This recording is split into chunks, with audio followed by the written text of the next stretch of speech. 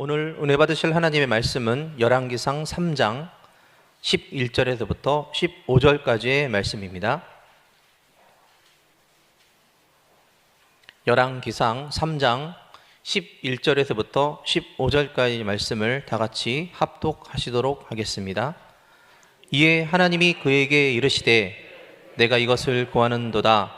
자기를 위하여 장수하기를 구하지 아니하며 부도 구하지 아니하며 자기의 원수의 생명을 멸하기도 구하지 아니하고 오직 송사를 듣고 분별하는 지혜를 구하였사오니 내가 내 말대로 하여 내게 지혜롭고 총명한 마음을 주노니 내 앞에서도 너와 같은 자가 없었거니와 내 뒤에도 너와 같은 자가 일어남이 없으리라.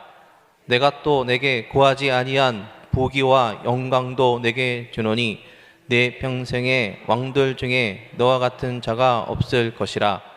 내가 만일 내 아버지 다윗이 행함같이 내 길을 행하여 내 법도와 명령을 지키면 내가 또 내 날을 길게 하리라. 솔로몬이 깨어보니 꿈이었더라. 이에 예루살렘에 이르러 야훼의 언약궤 앞에 서서 번제와 감사의 제물을 드리고 모든 신하들을 위하여 잔치하였더라. 아멘. 자, 저는 오늘 하나님께서 하신 일이라는 제목으로 말씀을 전하고자 합니다.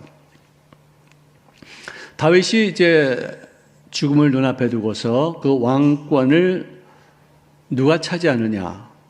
물론 다윗은 솔로몬에게 그것을 지정했지만 그것을 듣지 않고 자기 임의로 그 왕권을 차지하려고 했던 경쟁자가 아도니아라는 사람으로 지었습니다.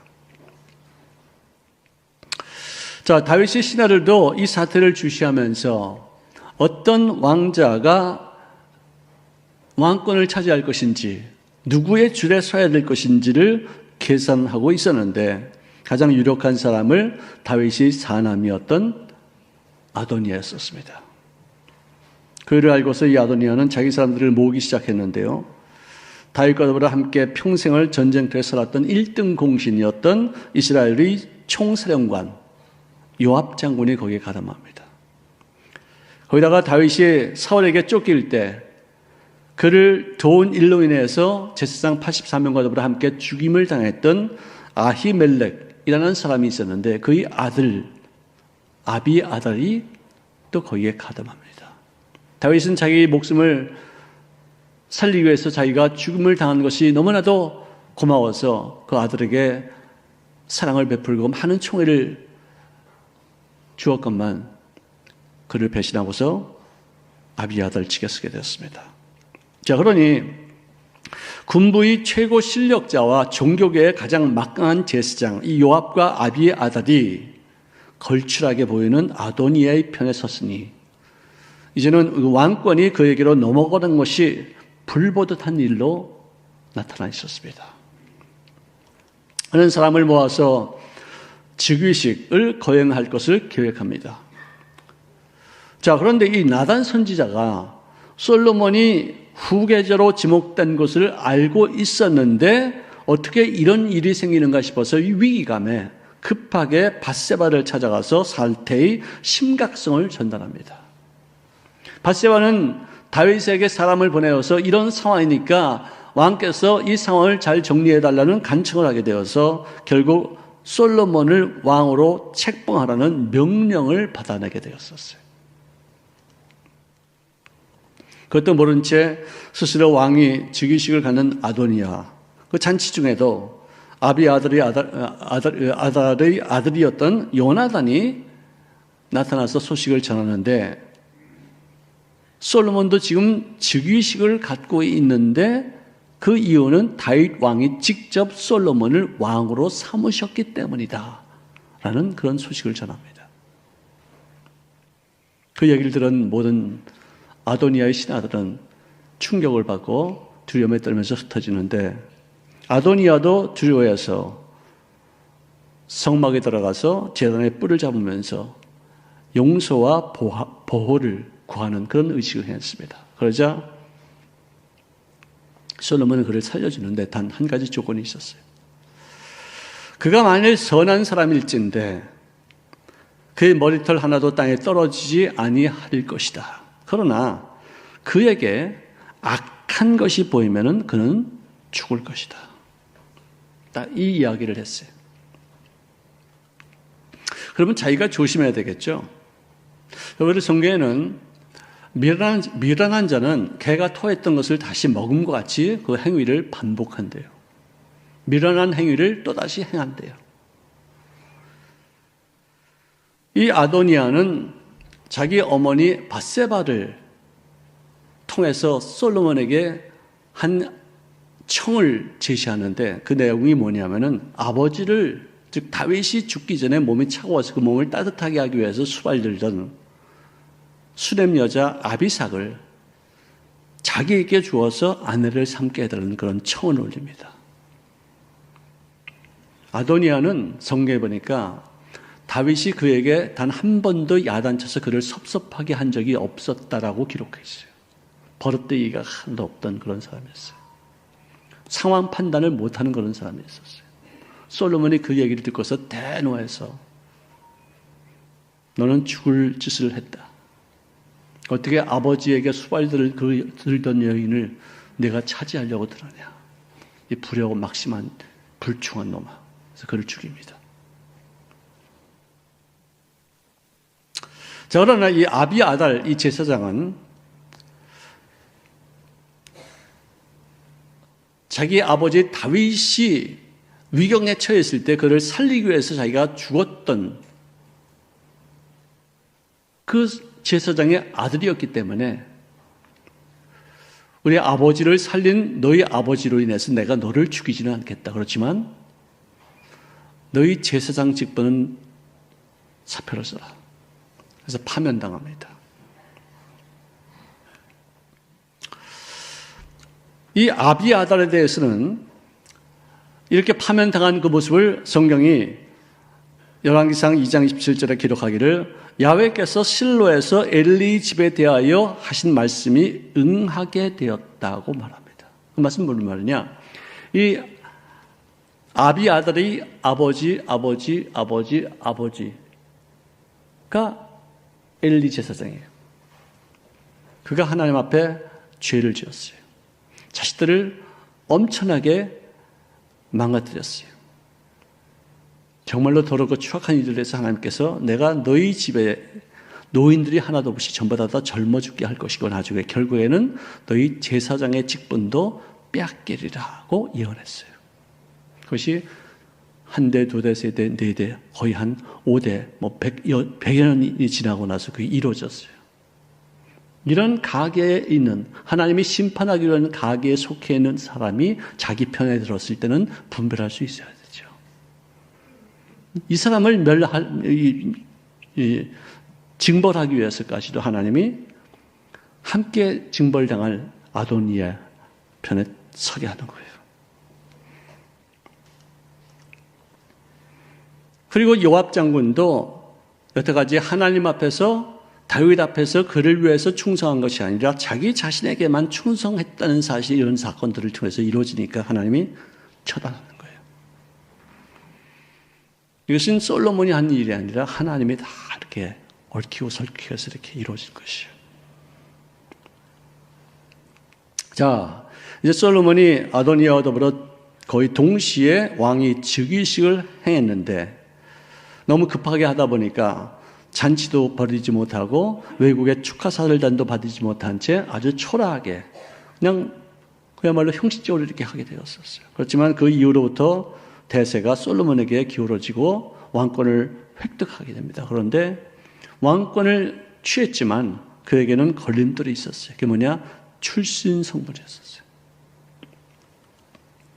솔로몬의 모친이 충신 우리아의 아내였었어요. 남편이 나라를 위해서 전쟁터에 나가 싸우고 있는 동안에 왕의 유혹을 거절하지 못해서 정절을 벌이게 되는 거예요.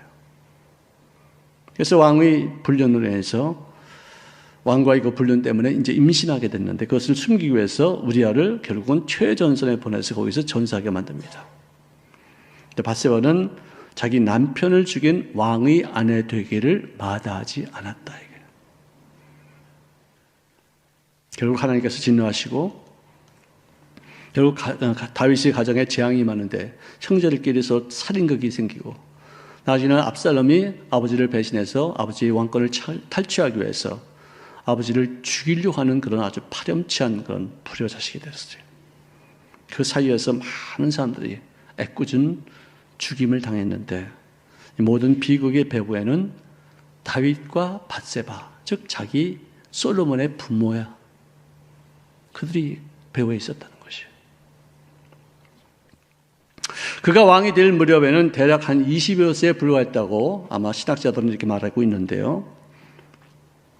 그가 왕이 될 수 있었던 것이 자기가 똑똑해서 자기가 무슨 어떤 훌륭해서가 아니라 아버지 다윗이 사랑했던 어머니로 인해서 자기 자신에게 이루어진 특혜였다는 것을 그는 알고 있었습니다. 그래서 많은 장애물을 겪으면서 왕이 되는 과정 중에도 그는 사람들의 손가락질이 있을 것이라는 것을 의식하게 되었었어요. 거기다가 주변 강국들이 얼마나 강한지 위협이 있었는데 그것을 대처할 수 있는 정치력도 군사력도 외교력도 그에게는 없었어요. 그의 마음을 더욱 무겁게 한 것은 자기 자신보다 나이 많은 신하들, 경험이 많지만 혹시라도 자기에 대해서 반감, 나를 업신여길 수 있는 어떤 그런 신하들이 나를 어떻게 할 것인가에 대한 어떤 두려움이 있었어요. 왕이 되어서 내가 어떻게 백성들을 통치해야 될지, 어떻게 내가 그들을 재판해야 될지도 저는 알지 못하는 그런 상태가 되었으니 이를 제대로 처리하지도 못하고 왕으로서의 어떤 권위도 보여주지 못하게 된다면 그들은 나에게 머리를 숙여서 마마 하고서 정중한 예절을 갖추겠지만 그 속에 비웃음과 비아냥이 있을 수 있을 것이다. 그런 걸 느끼는 거예요. 그가 즉위한 직후에 부친 다윗은 세상을 떠납니다.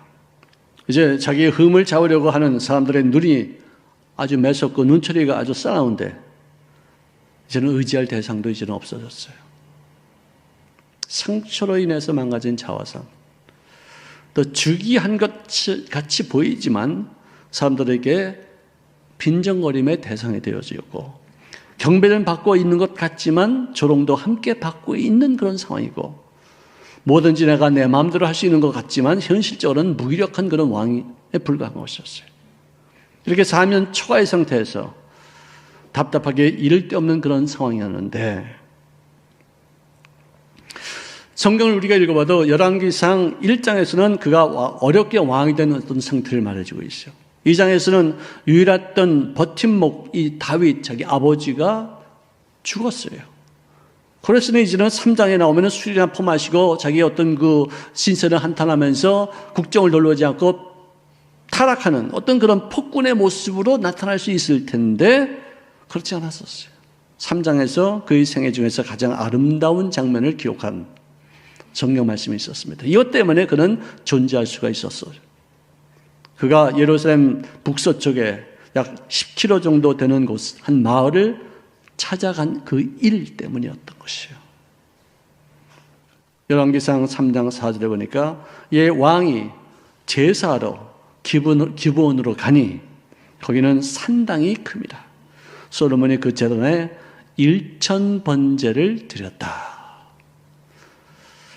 할렐루야. 기브온에는 큰 놋단이 있었기 때문에 거기서 번제를 드리기에 아주 적합한 그런 장소였었어요. 답답하고 캄캄하기 이를 데 없는 그런 심정으로 배우던 솔로몬에게 떠오르는 한 생각이 있었는데 그것은 아버지가 남겨준 유산, 유언, 그것이 기억났기 때문에 그는 기브온으로 올라간 거예요. 아버지가 한 말씀이 무슨 말이냐? 내가 이제 세상 모든 사람이 가는 길로 가게 되었으니 너는 힘써 대장부가 되어라. 네 하나님 야훼 명을 지켜서 그 길로 행하라. 그의 법률과 계명과 율례와 증거를 모세의 율법에 기록된 대로 지켜라. 그리하면 내가 무슨 일을 하든지 내가 무릇 어디서 무슨 일을 하든지 형통하게 될지니라. 무엇보다도 하나님께서 나에게 주신 말씀이 이스라엘 왕에 오를 사람이 너에게서 끊어지지 아니하려고 하셨는데 그 말씀이 너를 통해서 확실하게 이루어지게 될 것이니라. 그렇게 약속한 그렇게 남긴 유언 때문에 솔로몬은 기브온에 가서 1000번 제를 드리기로 결정한 거예요. 자, 이 유언은 다윗 생애를 함축한 엑기스 같은 그런 말씀이었었어요. 그가 생사에 걸린 어떤 역경을 지날 때마다 정말로 자기 목숨의 위기에 당해서 이제는 죽을 수밖에 없는 어떤 그런 상황에 처했을 때마다 자기 자신을 지킬 수 있었던 비결은 뭐냐? 바로 하나님을 찾는 것이었다. 자, 이것을 알았던 솔로몬도 자기 자신에게 정말로 진정한 힘이 되실 분은 오직 하나님이다라는 것을 깨닫고 나서 그분에게 내가 1000번의 번제를 드려야 되겠다 하는 것을 결정하는 거예요. 마음에 있는 작은 조각까지도 남김없이 불태워서 하나님 앞에 드리는 제사, 사람이 할 수 있는 최선의 것을 온전하게 다 드린 그날 밤에 1000번 제사가 다 끝나고 난 그날 밤에 꿈에 나타나신 하나님께서 내가 너에게 무엇을 줄까 구하라 말씀하셨어요. 그랬을 때 그가 구한 것은 듣는 마음을 나에게 주십시오. 듣는 마음. 듣는 마음은 뭐냐? 하나님의 음성을 듣는 귀가 열려야 되고 사람들이 말을 들어도 이 사람 한 사람의 얘기만 듣는 게 아니라 이 사람의 입장도 보고 이 사람의 어떤 상황도 살피고 공평하게 사물을 볼 수 있는 어떤 그런 귀가 있어야 되겠다. 이것을 은여로 은역하면은 히브리어로 보면은 지혜를 구한 거예요.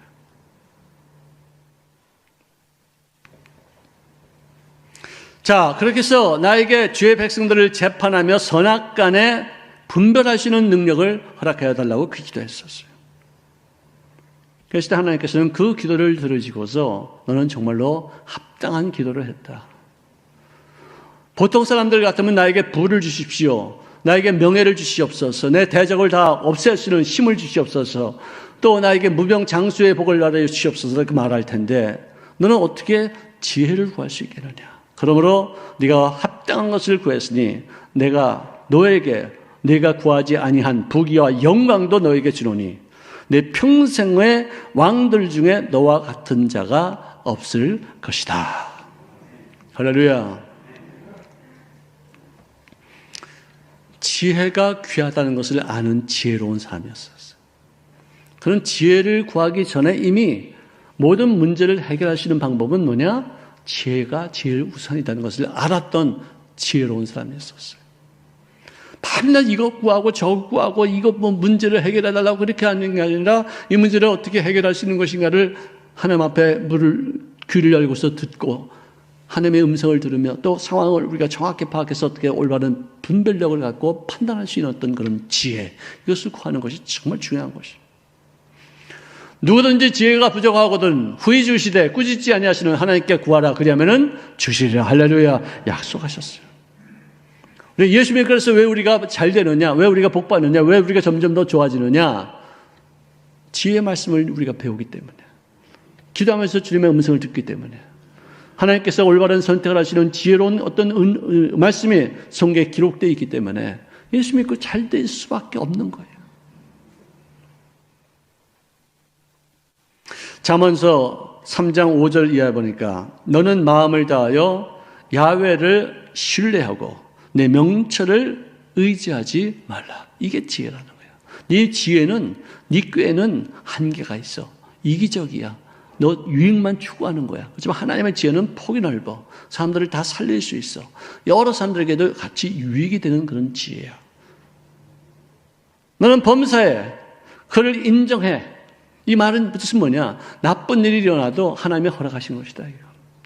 아픔이 있고 상처가 있어도 그것도 하나님이 이를 통해서 어떤 모습으로 바뀌어지기 위한 어떤 수단이라는 것을 우리가 알아야 되는데, 나에게 상처를 주고 아픔을 준 사람만 바라보고 욕하고 혼내키고 또 상처를 치료하기 위해서 애쓰는 것이 아니라 그 상처를 갖고서 불을 품고 사람을 대적해서 원수를 갚으려고 한다면은 그 인생은 지혜로운 인생이 아니다 이거예요.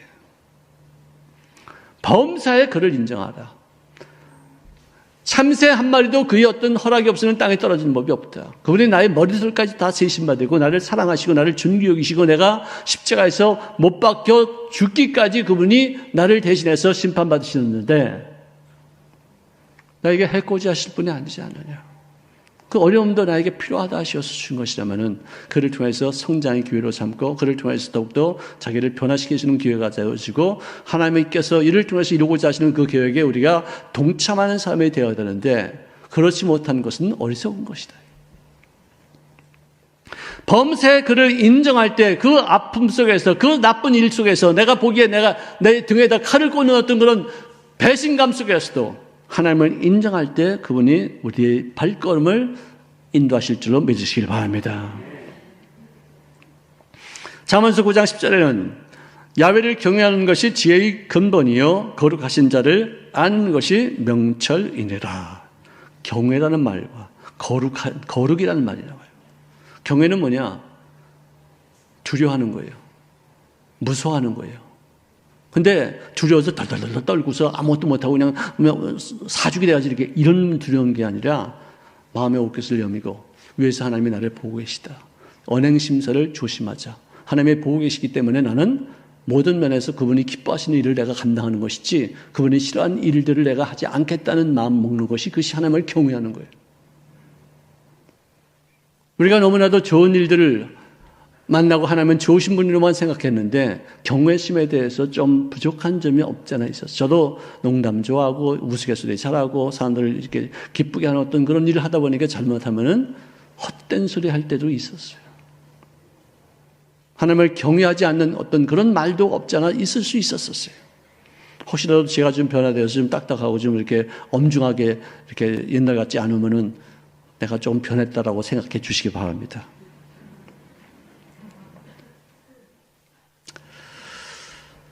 자, 거룩한 것, 구별되라 그 뜻이에요. 예수 믿는 사람들은 세상 사람들과 더불어 같이 살지 말자예요. 뭔가를 달라야지 된다. 생각하는 것이 어떤 삶의 어떤 그 향방이 어떤 일을 결정하는 그 방법도 내 자신의 유익을 추구하는 것이 아니라 하나님의 뜻을 이 땅에 이뤄나가는 데 쓰임받는 인생을 살아야 되겠다. 구별되죠. 인생을 사는 것. 이게 하나님의 지혜라는 것이죠. 또 고린도전서 1장 18절에 보니까 십자가의 도가 멸망하는 자들에게는 미련한 것이요 구원을 받는 우리에게는 하나님의 능력이니라. 이거를 십자가에 못 박히는 거 얼마나 비참한 일이에요. 그걸 보고서 우리가 지혜롭다고 말할 사람들이 어디 있어요. 참 어리석다. 어떻게 저렇게 죄도 없이 이렇게 십자가에 못 박혀 무참하게 저렇게 억울한 일을 당하느냐. 참 한심하다. 어떻게 저딴 짓을 할 수 있겠느냐.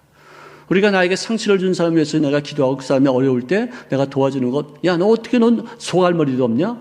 어떻게 이렇게 속도 없이 이렇게 그렇게 사람을 그렇게 상처받고 그렇게 도와주느냐? 어리석다라고 말하지만 그게 하나님의 지혜라는 거예요. 십자가 얼마나 무참해요. 얼마나 억울해요. 다들 피하죠. 근데 그것을 감당하는 것을 하나님의 지혜라고 말씀하셔요. 하나님의 어리석음이 사람보다 지혜롭고 하나님의 약하심이 사람보다 강하니라. 그 말씀하십니다.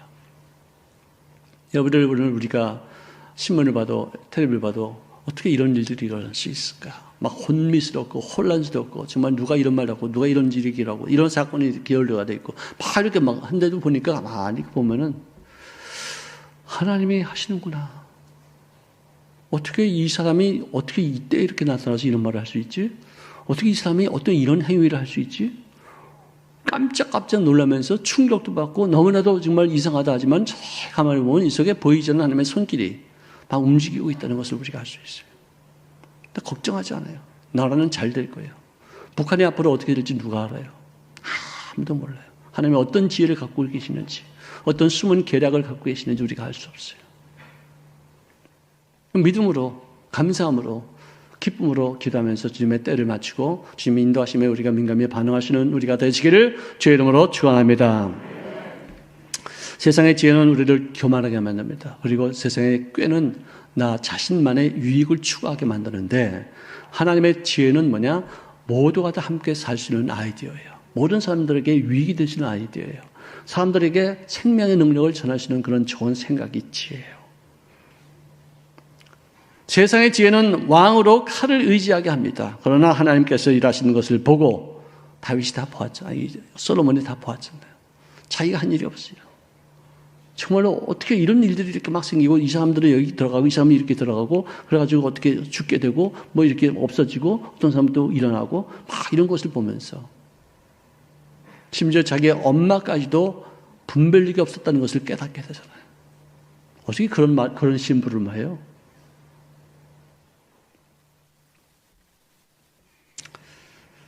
자, 하나님께서 일하시는 것을 보고서 그가 하나님의 지혜를 구했던 지혜로웠던 솔로몬.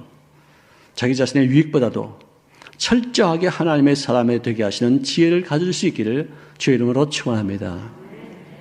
정말로 우리가 앞으로는 좀 더 하나님의 지혜를 구하는 데 집중할 수 있는 기도하시기를 주의 이름으로 축원합니다. 기도하겠습니다. 사랑하시는 주님 고맙습니다. 지혜가 지혜리니 너희들은 지혜를 구하라고 말씀하셨습니다. 후히 주시되 꾸짖지 않으시는 주님 앞에 구할 때마다 우리에게 풍성하게 지혜를 허락하여 주시어서 하나님의 역사하심, 주님께서 생각하신 그 모든 일들이 우리 생애를 통해서 아름다운 일들을 만들어가는 데 쓰임받는 일꾼들이 되어지기를 원하고 기도합니다. 아버지, 쉽게 인간적인 생각으로 일을 그르치는 자가 되지 않게 도와주시옵시고 하나님께서 이루고자 하신 그 뜻에 우리가 타이밍을 맞추고 또 우리들이 자신 전체를 온전하게 주님의 손에 의탁한 바 되어지게 도와주셔서 아버지의 귀한 뜻이 이 땅에서 이루어지는데 쓰임받을 수 있도록 성령께서 주장하여 주시옵소서. 예수님의 이름으로 축복하며 기도합니다. 자, 말씀.